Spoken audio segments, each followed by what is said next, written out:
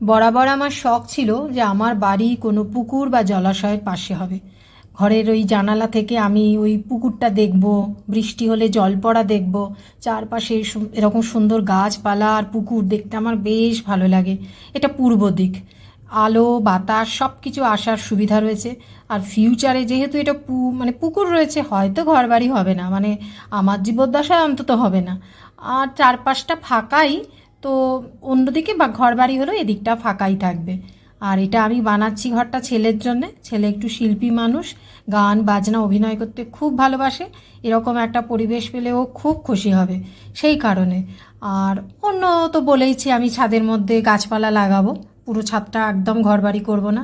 সূর্য অস্ত যাচ্ছে, প্রত্যেক দিন কাজের শেষে আমি এইরকম বিকেলবেলাতেই ছাদে উঠি, কাজ কতটা কি হলো সেটা দেখবার জন্যে।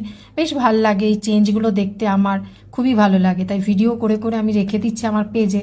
আমি দেখব কি করে একটা খোলা ছাদ আস্তে আস্তে একটা সুন্দর ঘরে পরিণত হলো।